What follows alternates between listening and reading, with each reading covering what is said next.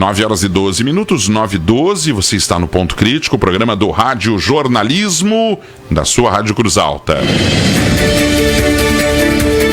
Agora, no Ponto Crítico, Fala Doutor, com o Dr. Paulo Viesli, o seu médico do coração. Fala Doutor. O nosso doutor de todas as segundas-feiras está aqui, Dr. Paulo Viesli. Sobreviveu aos chocolates e à Semana Santa, o peixinho, né? Passou o sábado de aleluia tranquilo. Está aqui sorrindo e alegre para mais uma segunda-feira. Fala, doutor, bom dia. Bom dia, falo sim, sorrindo e alegre, porque é um enorme prazer estar aqui com vocês, é uma satisfação enorme estar aqui com vocês. Muito bom dia a todos vocês, muito boa semana. Você, rádio ouvinte da Rádio Cruz Alta, do Ponto Crítico, agora aqui conosco no Fala Doutor, comigo, doutor Paulo Viesli. Gente, vamos lá! Depois desse feriadão maluco, né? Feliz Páscoa para todo mundo aí. Acorda aí, a pessoal da casa, os vizinhos, você aí nas empresas, nas instituições. Avisem aí os amigos, os vizinhos e a parentada toda que nós já estamos ao vivo e a cores nas mídias digitais e aí na Rádio Cruz Alta, né, Paulinho? Exatamente. Fala Doutor na edição da segunda-feira, dia 6 de abril, pós-Páscoa, num oferecimento dos patrocinadores do time campeão do Fala Doutor, que é o Instituto Cruz Altense de Cardiologia, o ICA, e também o Laboratório Novita. Imagina se fosse fazer um exame hoje, né, para ver a glicose, todo mundo alto. O colesterol. O colesterol também, sabe? Todo mundo alto. Muito chocolate. Muito chocolate. Mas o interessante é que não resolveu a preguiça. Precisam de mais barras hoje. Pessoal, aí, ó, feliz Páscoa para vocês aí, né? Sempre trazendo para a questão religiosa, para a questão espiritualizada, né? Então aí que as reflexões crísticas, que a palavra de Cristo aí fique aí nos corações de vocês. Mais paz, mais calmaria, mais tranquilidade, certo, pessoal? Menos ódio, menos angústia, menos mentira, né? Melhor cuidado dos animais, mais cuidado com a natureza, né? Mais caridade, isso que a palavra de Jesus Cristo ele nos trouxe. Por isso que eu digo das reflexões crísticas. Eu não vejo Cristo como morto, mas sim como vivo, tá? Eu contemplo Jesus Cristo de uma maneira diferente, sem aquelas dores, aquela coisa da cruz, aquele sacrifício.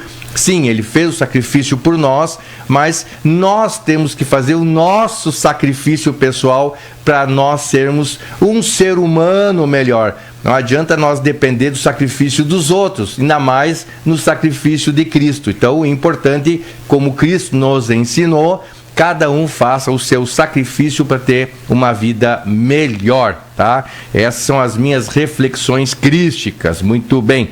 Quero dar um abraço e um beijo aí aos nossos rádio ouvintes de hoje, a dona Salete Terezinha Malheiros. Eu falei para a senhora. Bom dia para a senhora. Também o seu Mauro Daroldi, tá? Seu Mauro, queridão. A dona Odete Silveira, mais conhecido como a Madrinha Odete. Também o seu Eduardo Olegário, o padrinho Eduardo Olegário, um abraço para vocês. Feliz Páscoa aí. Também a dona Wanda Bairros Miller, um abraço para a senhora, dona Wanda. Também a dona Cláudia D'Ambrosio. Claudinha querida, um abraço bem apertado em ti aí, Claudinha, certo? E hoje aqui eu tô desfilando aqui a camisa que a minha mãe me deu, né? Minha mãe me deu um presente, né? A camisa Páscoa? Bonita, tá? De Páscoa, bem bonita aí a camisa aí, né? Que legal, que chique, hein? A dona Edith, ó, ficou excelente a camisa, ó, ficou muito boa. E adorei também, adorei a cor aí, tá? Muito obrigado aí pelo presente e pela lembrança aí. Pessoal, hoje o tema que nós escolhemos, né, sobre o espectro autista, né, o transtorno de espectro autista, também conhecido como TEA. Por que isso? Porque no dia 2 de abril foi o Dia Internacional de Conscientização do indivíduo com transtorno de espectro autista, que é um transtorno bastante frequente, muito frequente no nosso meio, e nós precisamos cada vez mais reconhecer essas pessoas e aprender a lidar com as pessoas, tá? Para não fazer aí juízo errado, para não ter preconceito, para não ser fofoqueiro. Então, a gente precisa conhecer bem as coisas, né? E nós aqui, com o nosso instrumento aqui na Rádio Cruz Alta, né, é o melhor que tem, né? Pela credibilidade da Rádio Cruz Alta, pela credibilidade do Ponto Crítico, pela credibilidade do Fala Doutor, pela credibilidade que tem o Paulinho, e obviamente também tem alguma credibilidade. Então, é bem importante que nós possamos saber bem sobre esse tema, porque sempre tem uma família que conhece, que tem um autista em casa, ou um parente, ou um vizinho, ou na escolinha.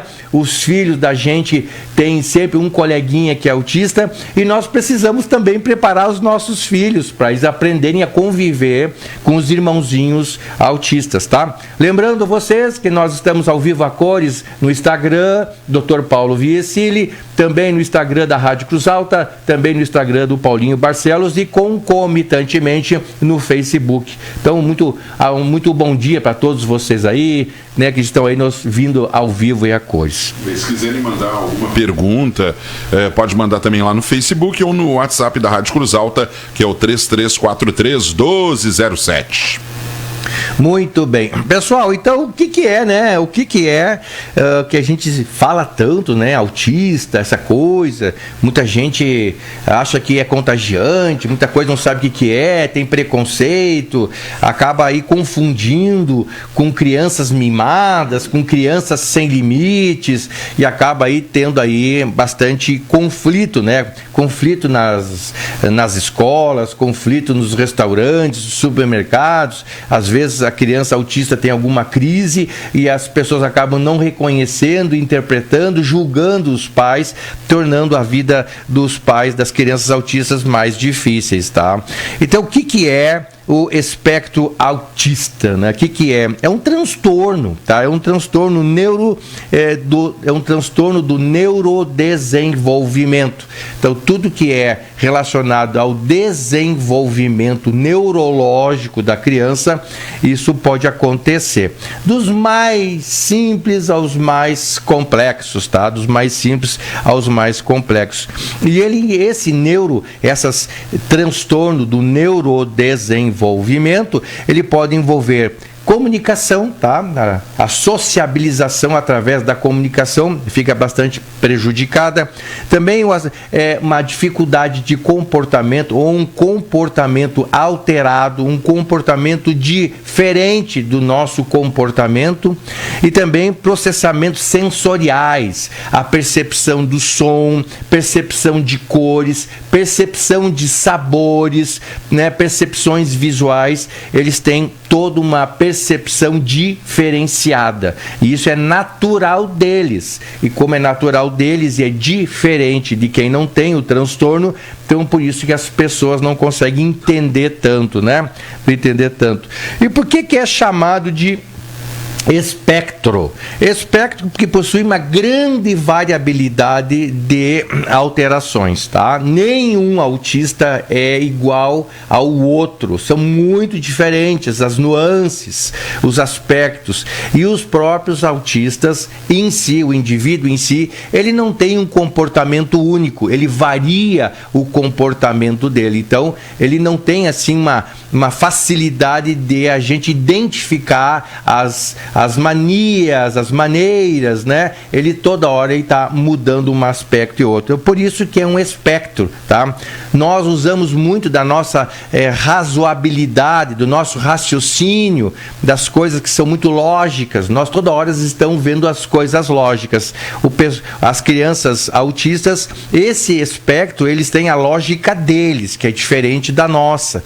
E entre a lógica deles, eles não têm uma lógica rotineira. Eles variam, então tu fica meio sem chão para poder lidar com essas crianças. Claro que vão desde crianças com um espectro muito sutil, né, e até os bem mais avançados que tem difícil manejo, tá bom?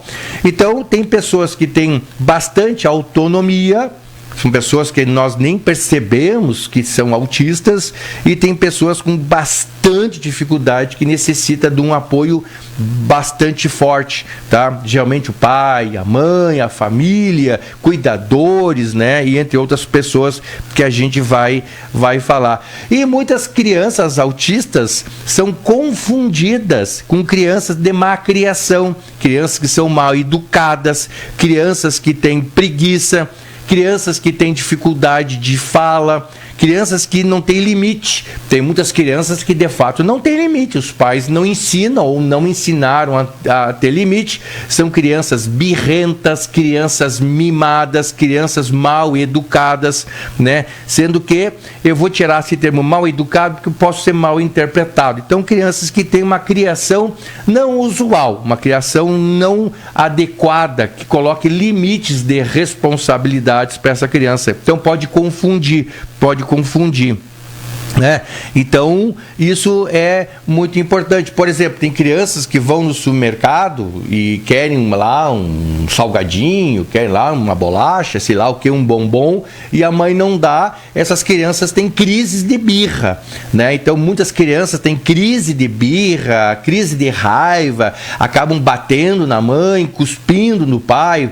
São crianças que têm má criação, uma criação não adequada, são crianças que não têm limites, né? E que são crianças que não foram assim educadas de uma maneira de comportamento, de colocar limite. Então isso pode confundir com autismo, porque as crianças que têm autismo, elas podem ter crises de berro, crises de raiva, elas podem se bater, elas podem se jogar no chão, elas podem se machucar, ela pode bater nos outros, mas isso a gente acaba confundindo. E o que fazer nessa hora? Os pais sabem lidar com as crianças, e a melhor coisa que a gente tem a fazer é deixar os pais lidar e não ficar lá julgando, ou ainda oferecer ajuda. Só que a ajuda muitas vezes mais atrapalha do que ajuda. Se os pais precisarem de ajuda, os pais vão pedir. Agora, se os pais não estão precisando de ajuda, deixa o pai lá, deixa a mãezinha lá cuidar da criança, que eles têm uma maneira de melhorar a crise do autista. Já o birrento mal educado, aí você sabe como é que é, né? A coisa é complicada, né? A coisa é complicada. E como diferenciar um birrento mal educado, tá? De um mal educado de uma criança autista? A criança... Como? Tem como, sim. A criança birrenta, a criança mal educada, ela não tem dificuldade de aprendizado, ela não tem dificuldade de ensino, ela não tem dificuldade de socialização, ela não tem dificuldade de alimentação. São crianças que têm um comportamento de neurodesenvolvimento adequado, normal, estão na escola, estudam, né? Não tem todas as características do autista, que nós vamos falar um pouquinho agora, que à medida que a gente vai falando, eu vou mostrando para vocês, tá bom? Muito bem. Pessoal, e aí? Todo mundo fala em autismo, e aí qual é a frequência do autismo, né? É bastante elevado, principalmente nos últimos 20, 25 anos, vem aumentando muito a incidência do autismo, por dois motivos. Primeiro, porque nós estamos cada vez mais, como sociedade, aprendendo a identificar as crianças mais cedo, mais precocemente em relação ao autismo. Antigamente não era feito isso, aí as crianças cresciam adultos, muitas vezes adoeciam, muitas vezes levava ali para o hospital psiquiátrico, era internado e não se sabia que era autista. Então hoje cada vez mais vem se identificando as crianças autistas. E também por aspectos ambientais, tá? Também por aspectos ambientais, poluição, muita poluição, poluição sonora, poluição ambiental, má alimentação, né? As mães hoje em dia estão mais, não é uma questão aqui das questões aqui do feminismo, mas as mães hoje em dia fumam mais, bebem mais, né? Não praticam exercício, e antigamente, um tempo atrás, as mães eram mais jovens, eram mães de 20 anos, 25 anos. Hoje em dia os pais estão ficando cada vez mais velhos, tá? Também está relacionado aí com a idade paterna mais velho, pais mais velhos, pais com 40, 45 anos, é uma das causas do autismo, tá bom? Eu vou falar mais um pouquinho adiante sobre essas causas aí. Não tem um fator único, tá? Não tem um fator único, mas enfim, a frequência do autismo, tá? Segundo a Organização Mundial de Saúde, 1 em cada 27 pessoas no mundo é autista. É um número bastante elevado, tá bom?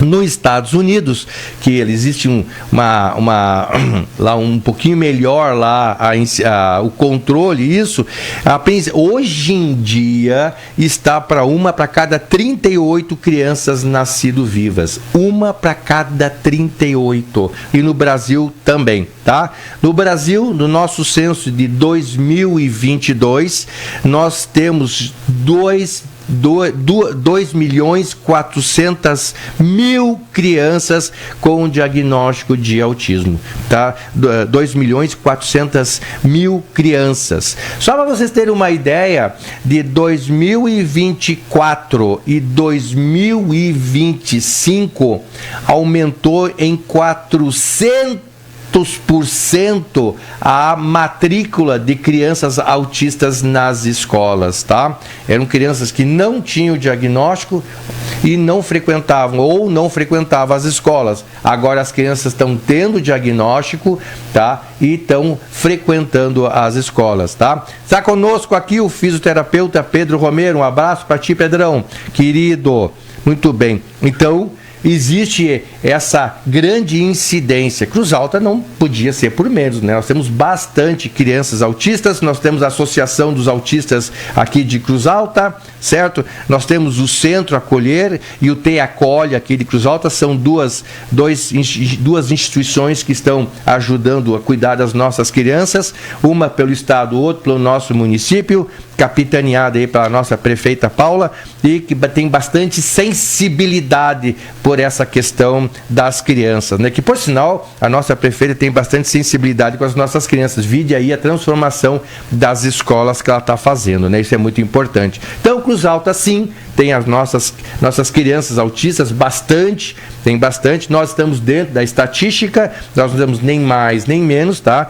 E a nossa grande preocupação aí é identificar essas crianças e tratar o mais rápido possível. Quanto mais precoce o diagnóstico, melhor é o tratamento, melhor é o desenvolvimento dessas crianças, tá bom? E aí, o que causa o autismo, né? O que causa? Então, no Brasil, atualmente, aí tá, é 1 para cada 30 crianças nascidas, 1 para cada 38 crianças nascidas vivas, tá bom? E o que causa o autismo? O que causa o autismo? Não existe uma causa única, tá bom? Não existe uma causa única. Há uma predisposição genética, mas não hereditária. Tá? Hereditária é quando uma doença que tem o pai ou a mãe acaba aí acometendo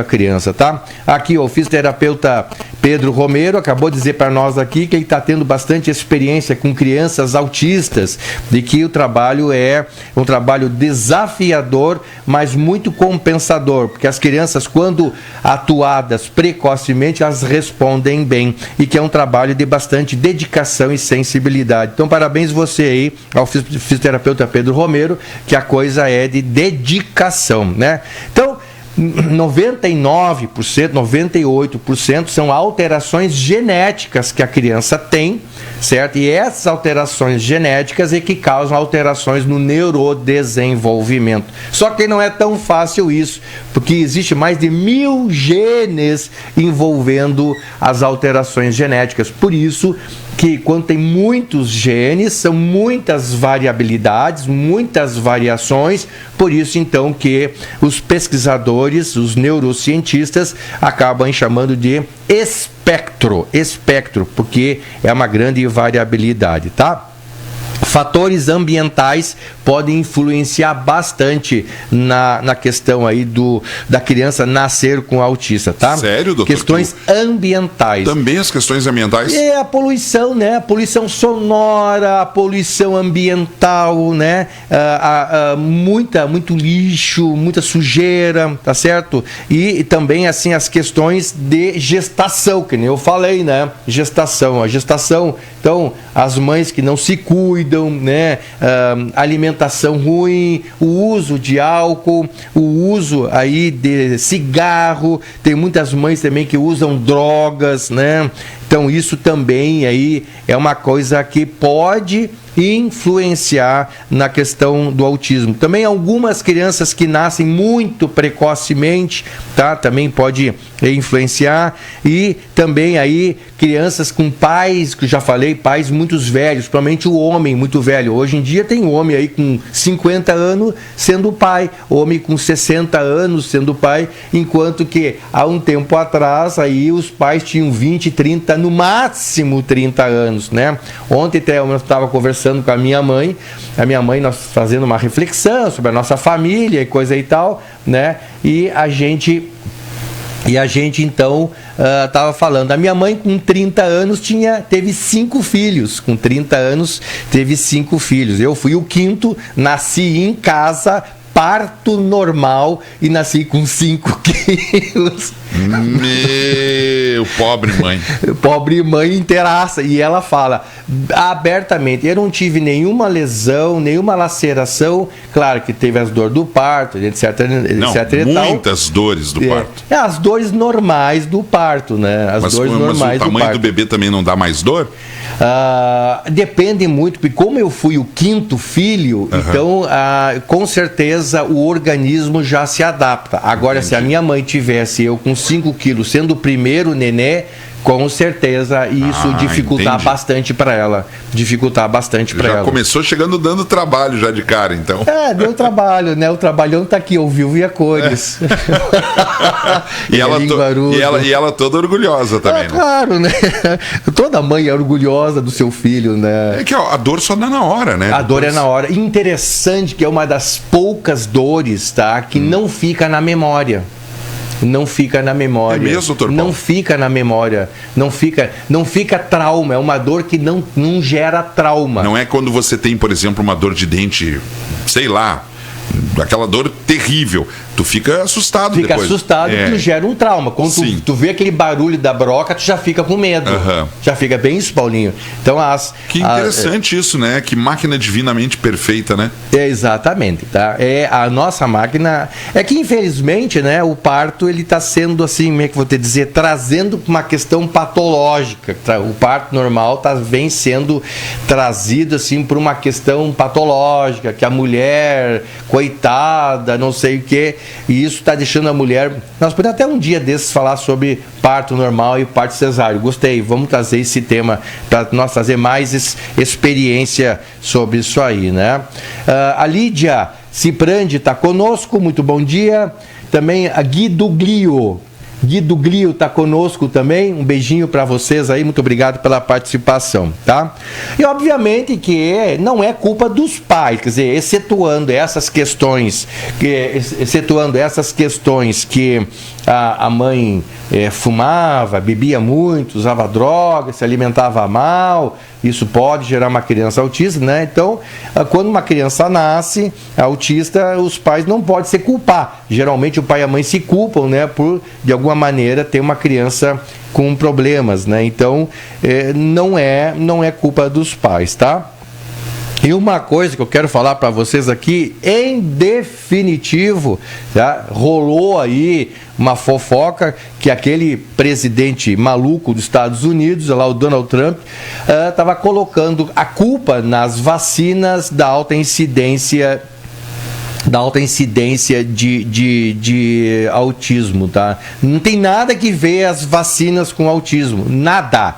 Nada, já está provado que não tem nada a ver. Há muito tempo já foi provado, mas é que os negacionistas precisam sempre estar com narrativas e acabam aí contaminando as informações que nós temos. Então já está provado, tá? Tanto é que o ministro, que é chamado secretário de saúde dos Estados Unidos, disse que ia provar uma bomba, que a principal causa do autismo era por vacinação. E ele não conseguiu provar, não provou, tá? E a Organização Mundial de Saúde provou o contrário, que não tem nada a ver. E eles morreram o assunto. Em vez de ir à mídia se retratar pelas notícias erradas e fantasiosas que estavam dando, não o fizeram, ficaram quietinhos. É assim, né?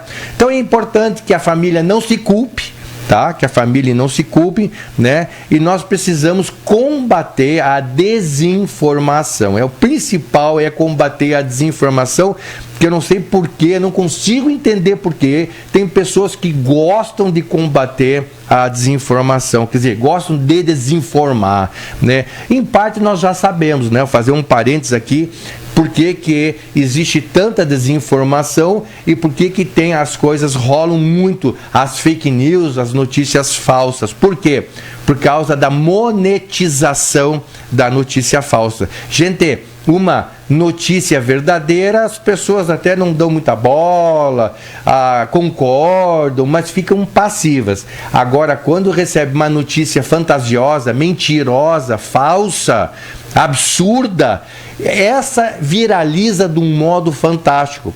E as pessoas passam para umas outras dizendo, olha a coisa absurda que eu recebi, como que pode ter gente que mente tanto, e acaba repassando a notícia falsa. Isso gera monetização para as mídias sociais, Instagram, Facebook, X, outras mídias malucas aí, Telegram, outras mídias malucas aí. Acabam monetizando, tá? O que é simples não rola, agora o que é mentiroso, fantasioso, acaba aí também, gera mais mídia, gera mais engajamento, tá? O Bernardo Reis DF tá conosco também aí, tá? Eu tô lendo o que tá no Instagram, embora eu não consiga saber o nome direitinho completo, tá bom, pessoal?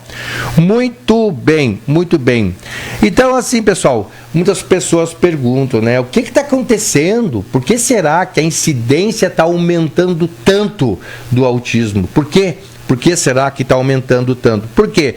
Porque nós estamos com mais informações aos pais, que começam a notar que a criança está estranha, está diferenciada. Já nós vamos falar algumas características. Também os professores, né? Os professores das escolas básicas, ou antes ainda, os profissionais das creches, né? O pessoal da creche já começa a notar que a criança é diferente, é diferenciada, né? O pessoal das creches já começa a notar, o pessoal ali da atenção, o pessoal da atenção básicas, o pessoal ali das ESF, os agentes comunitários também começam a notar, e os profissionais, tanto da educação quanto os profissionais da área da saúde, já estão cada vez mais recebendo melhores informações.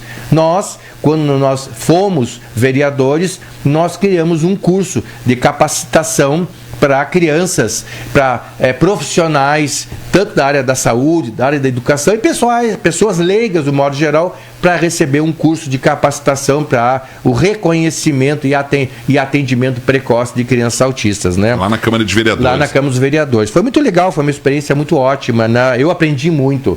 Eu já tinha aprendido, já sabia bastante como médico, também como professor universitário, mas eu acabei aprofundando mais, porque é um assunto bastante instigante, um assunto instigante. Também porque agora os critérios diagnósticos, eles estão mais amplos, mais claros, estão mais evidentes, estão melhor definidos, então estão com uma maior amplitude de diagnóstico, por isso que é chamado de espectro, pela variabilidade, não só variabilidade, como a diferença da intensidade de sintomas entre uma criança e outra, né? Então, além de ser muita variabilidade, a intensidade de cada sintoma, né?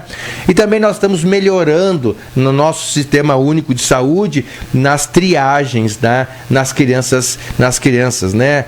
No primeiro, segundo, terceiro ano, né? A gente está melhorando as triagens das crianças, observando, né? Observando. Claro que aí vai depender muito também da educação do pai e da mãe. Quanto mais anos de estudo tem o pai e a mãe, mais eles têm ali a percepção de notar que a criança não está bem, que a criança não está meio assim adequada, que a criança é uma criança diferenciada, tem alguma coisa estranha. Agora, quando os pais têm baixa escolaridade e também tiveram uma educação meio tumultuada, dentro de uma educação à base da violência doméstica, violência psicológica. Então, quando a criança é meio estranha, o pai e a mãe acham que isso é da vida normal, acham que é assim e vão seguindo, acabam não identificando. E também nós estamos melhorando na identificação, que nós estamos tendo serviços especializados. Aqui em Cruz Alta nós temos o TEI Acolhe, né, e o Centro Acolher. O TEI Acolhe, que é estadual, e o Centro Acolher, que é do nosso município, que está muito bem organizado, que vem funcionando. Pode ser que tenha algum probleminha aqui e ali, como todo mundo, como todos os serviços, mas está funcionando. É uma coisa que nós temos, que por sinal, a nossa prefeita, ela reuniu o que tem de melhor do tratamento, do reconhecimento e tratamento do espectro autista, né, no estado, e ela está colocando ali para funcionar ali aqui em Cruz Alta, tá? Claudete Roque Miller conosco. Claudete, um abraço para você, muito obrigado pela participação, tá? E hoje também tinham crianças que tinham outros diagnósticos não autista. Hoje em dia, ao refazer esse diagnóstico, então ficou com crianças mais assim, já com esse reconhecimento do espectro autista, tá? Então nem sempre há mais autismo, nem sempre. Aqui muitas vezes há mais reconhecimento, mas também pela qualidade das nossas vidas, pela poluição ambiental, por alterações do nosso comportamento. Nós estamos ficando mais velhos, pais mais velhos, pai mais velho, as mulheres estão usando mais drogas, fumando mais, né? E isso pode também trazer essa questão aí que é muito importante. Certo, pessoal? Paulinha, eu acho que vamos fazer o nosso intervalo. Falta 1 minuto, mas pode... Falta 1 minuto só. Falta 1 minuto, então vamos lá, que eu fico aqui controlando o tempo. Nós temos tempos aí, nós somos organizadinhos aqui. Um assunto em 1 minuto, vai. Um assunto em 1 minuto, se faltar, depois nós voltamos no nosso intervalo. É como reconhecer em linhas gerais uma criança autista. Depois eu quero especificar um pouquinho conforme a idade. Em linhas gerais, é uma criança que tem dificuldade de interação social. Ela tem uma dificuldade de socializar. Então, por exemplo, tu vê uma criança de 6, 7 anos e tu estende a mão para cumprimentar, tu tem uma criança que é tímida, tá? Que não cumprimenta porque é tímida, ou tu tem uma criança que é mal educada, ou tu tem uma criança que é autista, tá? A criança que é autista, ela não socializa, ela não olha nos olhos, ela não dá a mão, ela fica na dela.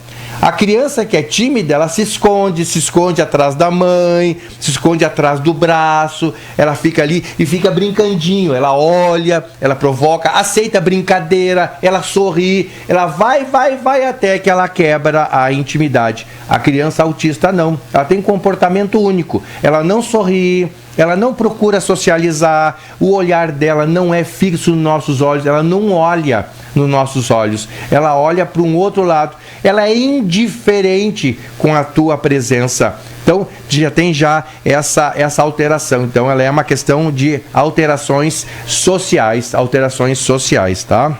Então, vamos para o intervalo. Vamos para o intervalo, então, que já 1 minuto já terminou. Nós estamos no Fala Doutor, comigo, Dr. Paulo Viesli, e hoje nós estamos conversando sobre o autismo, transtorno do espectro autista. Voltamos já já.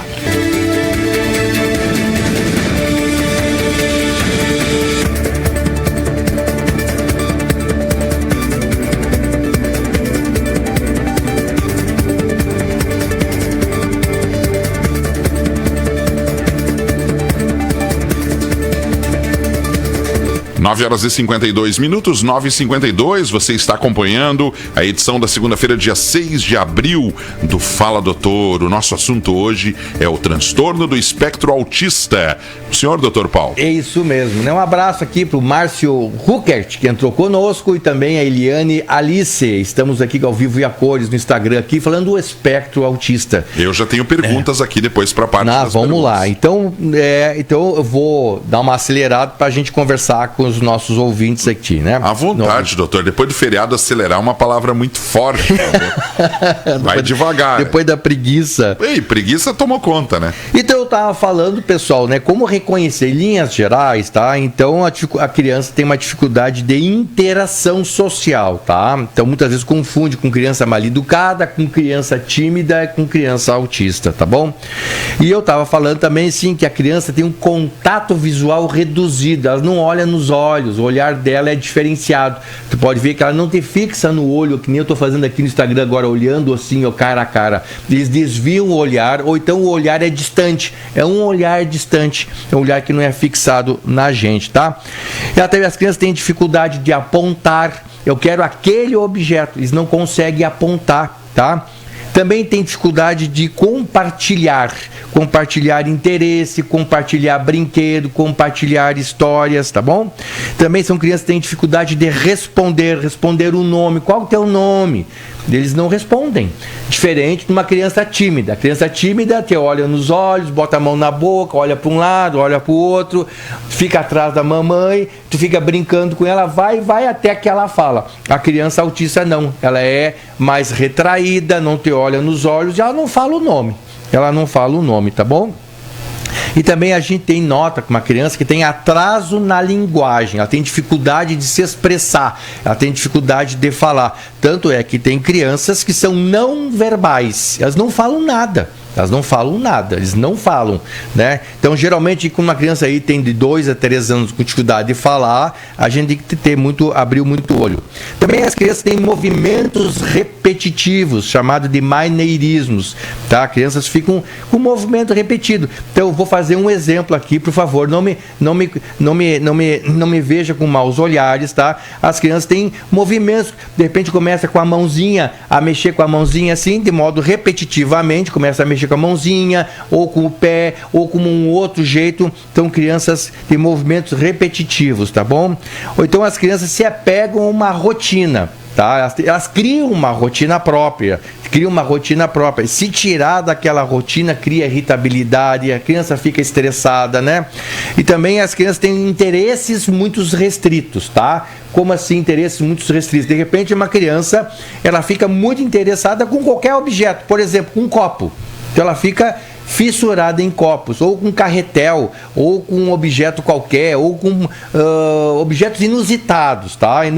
Ou um sapato, ou uma pedra que para muita gente não tem sentido nenhum, a criança fica com interesse naquela pedra lá. Então a criança fica muito assim. Também está conosco Fátima Sartori, tá? Um abraço para você, Fátima. Também as crianças têm muita hipersensibilidade ou hipossensibilidade ao som. Tá? A Fátima está dizendo que ela tem um filho autista e que ela ama muito. Com certeza, a gente ama muito as crianças autistas e a gente precisa entendê-los para a gente fazer com que eles se desenvolvam mais, tá? Isso é muito importante. E a gente ama os nossos filhos, né? De qualquer jeito, de qualquer maneira, a gente ama os nossos filhos, né? Então as crianças têm uma hipersensibilidade aos sons, né? Tem crianças que também têm hipossensibilidade ao som. Tu chama, ele não responde, né? Tu faz barulho, tu bate palma, ele não responde. Não é que ele é surdo, tá? A Fátima está dizendo que é o neto dela, tá? Que é o neto dela que é, tá? Então eu achei que fosse o filho, mas é o neto dela, tá? Então, assim, pessoas que tu bate palma, ele não responde, tá? Tem hipossensibilidade ao som. Também as crianças têm ou hipersensibilidade ou insensibilidade à textura. ela não reconhece o que é liso, o que é rugoso, tá? Também a cheiro, tem crianças que não suportam certos tipos de cheiro, enjoa, eles não gostam. Também hipersensibilidade à luz, tem crianças que não gostam de luz direto nos olhos, assim, ou então a cheiro, tá? E cada criança é diferente uma da outra. Tem umas que não gostam de cheiro cítrico, tem outros que não gostam de cheiro doce, tem outros que não gostam de outros aspectos, tá? Outros aspectos, tá bom? A Simone Skonieski entrou conosco aqui. Às vezes eu tenho dificuldade de ler aqui o nomezinho, tá? Se eu errar, peço desculpas, né?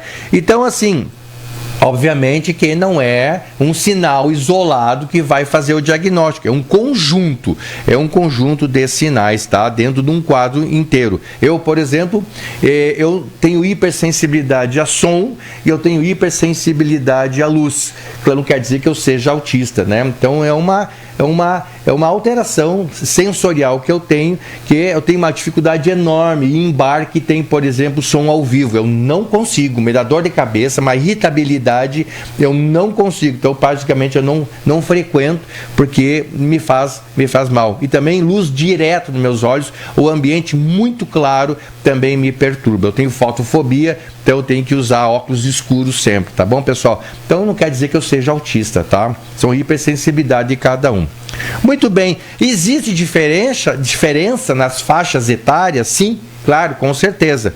Então, por exemplo, os bebês, né, as crianças aí com 6 anos, que volta e meia, tu olha no berço, ela procura pelos olhos. A criança autista tem pouco olhar social, procura pouco a mãe. As crianças, elas ficam imitando a gente, elas têm pouca imitação, poucos gestos, são crianças mais passivas, tá? Isso com as crianças assim. Só que nós começamos a notar realmente a partir de 1 ano, 2 anos, quando a criança começa a socializar mais, a criança sem o autismo começa a socializar mais, aí que a gente percebe que a criança autista tem dificuldade de linguagem, dificuldade de expressão, aqueles sons guturais que a criança fala gu, gu, gu, aqui não fala tanto, a criança não brinca no bercinho, não fica batendo as mãozinhas, os pezinhos, elas ficam mais passivas. Se a mãe entra na sala, a criança não olha, né? Pode ver que quando a gente está com uma criança pequena, a gente entra num lugar, a criança já te olha nos olhos. A criança autista, já criancinha, não olha nos olhos. Ele não acaba seguindo assim esse olhar social.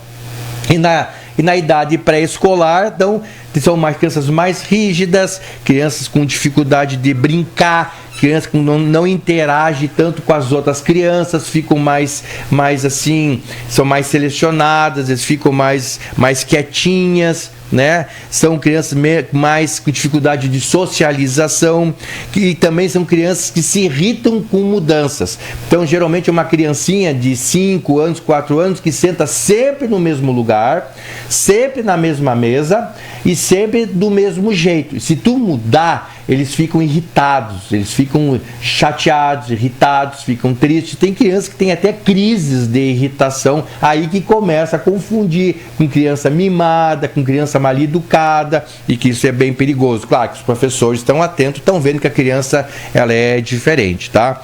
Então, são também com dificuldade de interação com outras crianças, né? Eu falei socialização, mas é interação, interage pouco na hora do recreio, interage pouco dentro da sala de aula, tem dificuldade de emprestar um lápis, uma tinta, um papel, eles interagem, eles e também são crianças que eles têm interesses restritos, que nem eu falei para vocês, interesse restrito. De repente uma criança tem um interesse por só um tipo de desenho, ele só desenha aquele tipo lá e tem dificuldade de fazer outros desenhos. Então tem crianças que só desenham a casa e tem dificuldade de desenhar um boneco, desenhar um cachorro, ele tem muita dificuldade e às vezes ele não quer desenhar. Também tem crianças que têm uma sobrecarga sensorial. Então, quando tem assim, muito barulho na sala de aula, criança brincando, criança falando ao mesmo tempo, que as crianças estão interagindo, estão desenhando, estão brincando, estão conversando, essa criança tem uma dificuldade enorme estar naquele ambiente por causa do ruído, né? E quando é adulto ou adolescente ou adulto, então dificuldade de aprendizado. Dificuldade enorme de aprendizado, que pode ser uma dificuldade de aprendizado leve a grave, a severo. Também dificuldade social de interação, certo, pessoal? Também tem aí ansiedade, uma ansiedade, por quê? Porque muda a rotina, pessoas diferentes, sons diferentes, ambientes diferentes, eles ficam estressados e se manifestam por irritabilidade e crises. E muitas vezes eles se manifestam por gritos. Aquele grito que eles têm, são gritos, é um grito de manifestação de estresse dele. Muitas vezes é mal interpretado como criança, como eu falei, né? Criança mimada, mal educada, e não é. Então são crianças que, e muitas vezes eles estão felizes e estão gritando. Semana passada eu fui num restaurante, tinha uma criança autista muito feliz, lá do jeito dela, gritando. E ela estava feliz lá do jeitinho dela. E as pessoas têm que entender, tem que saber o que está acontecendo, entender, aceitar e tocar a vida. Deixa a criança lá, com o pai e a mãe dela lá na mesa, lá fazendo a refeição, e você toca a tua vida, vai tocar a tua vida. E é o que estava acontecendo ali, porque aí diminui o estresse do pai e da mãe, né? E a criança fica socializada dentro de um ambiente, tá? Então isso é muito importante. Muito bem, feito o diagnóstico de autismo, o que fazer agora? O que fazer? Então, quando procurar ajuda? Quando? Sempre. Gente, vamos lá. Tem o agente comunitário de saúde, tem os técnicos de enfermagem, tem a enfermeira, tem o médico da ESF. Lembrando que cada bairro de Cruz Alta tem uma ESF e elas funcionam. Pode ter problema aqui, pode ter um descontentamento ali, mas funcionam. É um baita presente que a população tem, que são as nossas ESFs, nosso Sistema Único de Saúde. Eu sou um defensor e vou defender a minha vida inteira o Sistema Único de Saúde, porque é a melhor coisa que o nosso Brasil tem de saúde para a nossa população. E gratuito. Claro, nós pagamos impostos, nós pagamos muitas coisas, mas o governo tem que dar esse troco para nós, tem que dar de volta para nós a nossa saúde. Então, quando é que reconhecer? Na dúvida, gente, procure um agente comunitário, diga que a tua criança não está legal, agende uma consulta lá na ESF, mostra lá, o médico da ESF vai fazer os devidos encaminhamentos para ver se realmente, fazer vários testes e se essa criança realmente ela tem algum espectro autista e como atuar, tá? Também tem o pediatra, os pediatras do município, os médicos da família nas ESF, que eu já falei para vocês, é a porta de entrada do Sistema Único de Saúde, tá? E nós temos isso aí. Muito bem, uma vez feito o diagnóstico através dos vários testes de autista, nós temos os pediatras, neuropediatras, os psiquiatras infantis, os psicólogos, fonoaudiólogos, os terapeutas ocupacionais, né? Também os nutricionistas, porque tem muita criança que tem intolerância a determinado alimento. Tem criança que não faz mal determinada comida, faz mal e faz parte da natureza autista dela. E cada criança tem sua peculiaridade. Então não é birra, não é teima, é dificuldade alimentar para a natureza da criança. Por isso tem que ter uma nutricionista também. E o nosso município tem tudo isso. Então é importante que tenha isso aí, tá? E obviamente que dentro de uma triagem de desenvolvimento, uma avaliação multiprofissional vai justamente identificar todo o espectro e aonde as crianças estão precisando de mais ajuda, tá bom? Tá? Quanto mais precoce, melhor. Quanto mais rápido o atendimento, melhor. Tá? E quanto mais amplo o atendimento, melhor. Então tem crianças com espectro sutil, mas também tem crianças com espectro muito, muito prejudicado para a criança, e a família precisa de bastante cuidado, né? Hoje em dia, as crianças autistas, elas são identificadas com aquele cordão. Eu esqueci de trazer um cordão. Eu tenho um cordão que eu ganhei da Associação dos Autistas de Cruz Alta, um cordão colorido, muito bonito. Eu tenho o meu cordão, hoje eu não mostrei. No ano passado, quando nós falamos de autista, eu mostrei o cordão. Hoje eu esqueci. Então, eu tenho toda criança autista tem um cordão de identificação. E eles têm prioridade de fila, prioridade no supermercado, nas farmácias, prioridade em tudo. Justamente por quê? Para não deixar as crianças estressar, né? Para ele não se estressar. Por quê? Porque ele sai da rotina dele e vai para um determinado local que ele não está adequado. Então, existem as prioridades de identificação, tá bom? Então isso é bem importante, né?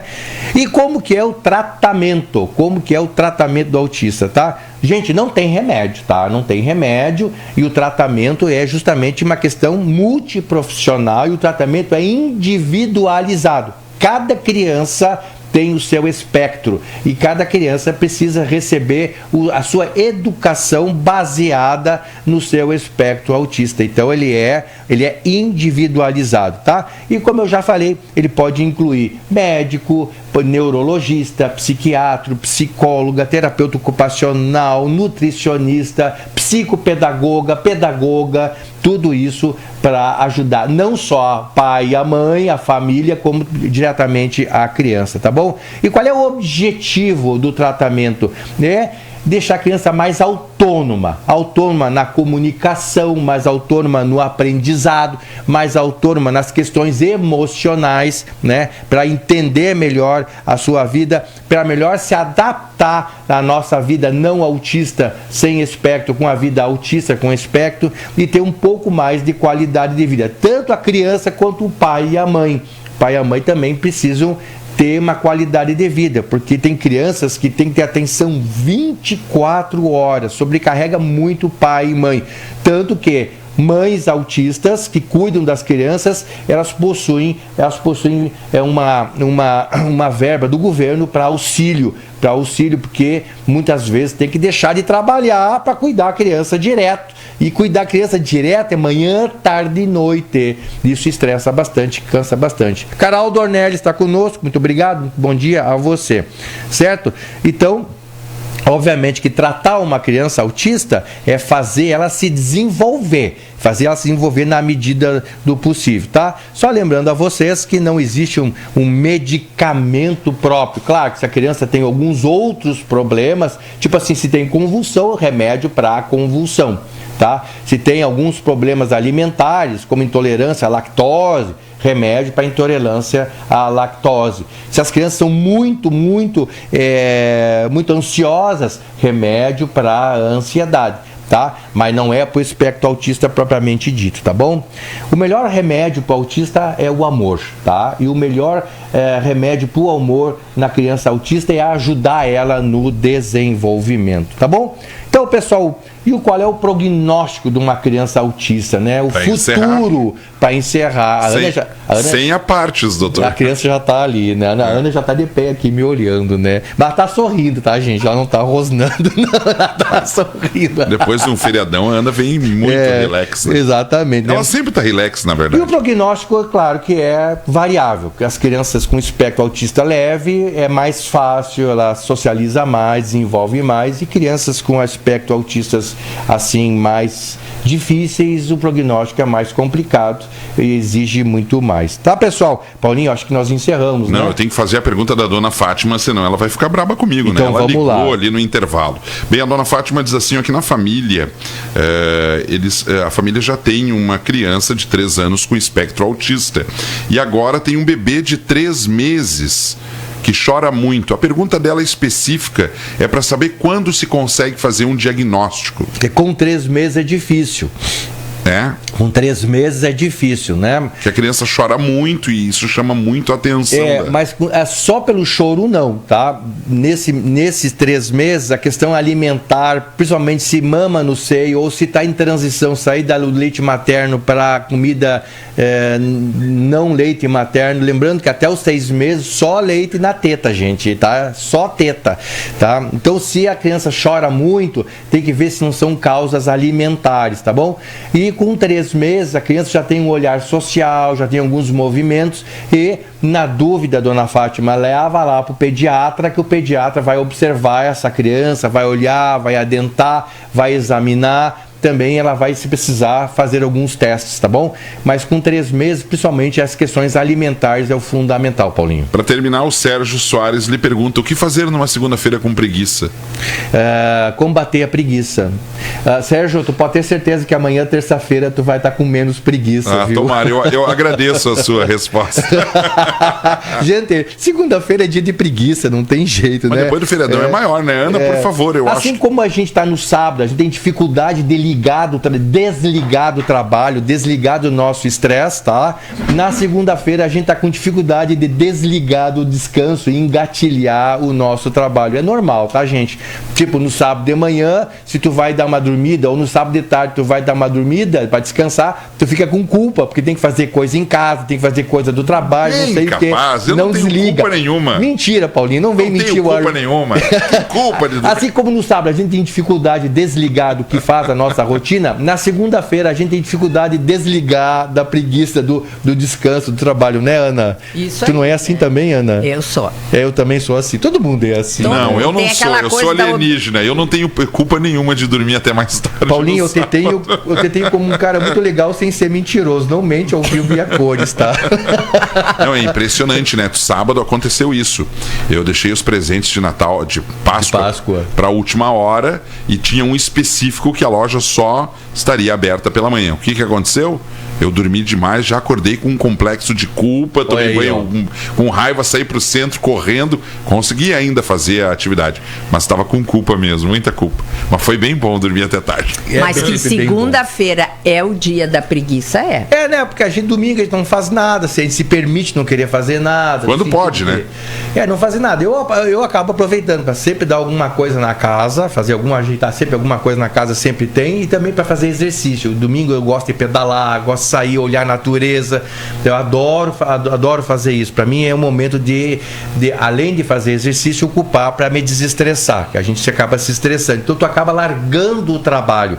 Claro que na segunda-feira, para retomar isso, tu tem que retomar. Então tem que combater a preguiça. Por isso que eu falei, né, para ele que na terça-feira a gente já tá mais ligadão. Já tá no tranco. Já tá no tranco. Gente, fui. Um beijo, um abraço para vocês. Até segunda que vem, tá? Com mais um Fala Doutor comigo, Dr. Paulo Viesli. Abraço. Valeu, doutor. Eu só quero lhe dizer que eu sou um carro carburado, antigo. Ainda pego no tranco. Melhor é esses tecnológicos, não tem que empurrar, nem pega. Isso é verdade. Valeu, doutor. Um abraço. Até a próxima segunda com o Fala Doutor. Você ouviu no Ponto Crítico Fala Doutor, com o seu médico do coração, Dr. Paulo Viesli.